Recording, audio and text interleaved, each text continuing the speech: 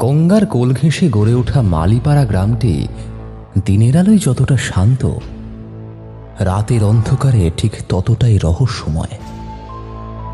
গ্রামের শেষ সীমানায় যেখানে বসতি ফুরিয়ে ঝোপঝাড়ের জঙ্গল শুরু হয়েছে, সেইখানেই পাঁচমারির ঘাট। গ্রামের মানুষ দিনের বেলাতেও ওই শ্মশানতলার পথ মারাতে 10 বার ভাবে। ওই গ্রাম যখন ইংরেজ আমল চলছে তখন মহামারীতে উজাড় হয়ে গিয়েছিল। তখন থেকেই শ্মশানে এক অশুভ আত্মা ডেরা বেঁধেছে। রাত প্রায় 11টা। মালিপাড়া গ্রামের শেষ প্রান্তে ওই শ্মশানটা এখন মৃত্যুপুরী। শুধু ঝিঁঝি পোকার এক টানা আওয়াজ আর ঝোড়ো হাওয়ায় পঞ্চবটি গাছের পাতায় পাতায় এক অদ্ভুত খসখসানি শব্দ।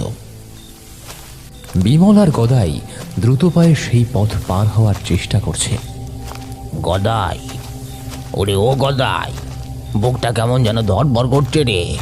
মনে হচ্ছে যেন হৃৎপিণ্ডটা এক্ষুনি ফেটে বেরিয়ে আসবে। চারপাশটা একবার ভালো করে চেয়ে দেখ, কেমন যেন থমথমে আষ্টে পৃষ্ঠে ধরা এক নিস্তব্ধতা।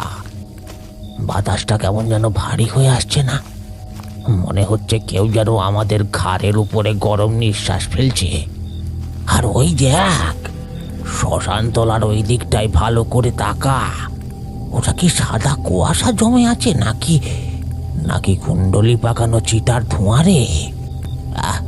কিন্তু আজ তো মালিপাড়ায় কেউ মরেছে বলে শুনিনি। এখানে তো আজ কেউ মরাও আনতে আসেনি রে। তবে কি মাটির তলা থেকে ওই ধোঁয়া উঠছে?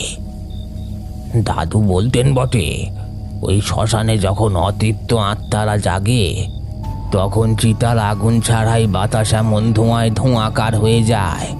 আরে বাবা রে, আমার পা দুটো কেমন যেন মাটির সাথে গেঁথে যাচ্ছে রে গদাই। বুকটা কাঁপছে তর করে। আরে ধুর পাগল, নদীর পাশে থাকলে একটু কুয়াশা তো হবেই। তুই মিছিমিছি ভয় পাচ্ছিস। এখন তো এই 5 মাটির ঘাটে আর দাহকার্য হয় না বললেই চলে। লোকে তো ভয় এদিকে আসে না। এটাই তো ভয়ের কারণ রে গদাই। মানুষ নেই বলেই তো অপদেবতারা আস্তানা গেড়েছে। গ্রামের বুড়োরা মিছে কথা বলে না রে। মাঝরাতে এখানে মাঠে কাঁপিয়ে শব্দ শোনা যায়। আরে ওই দেখ, ওই বিশাল গাছটা, ওইটাই তো সেই পঞ্চবটি। হ্যাঁ রে,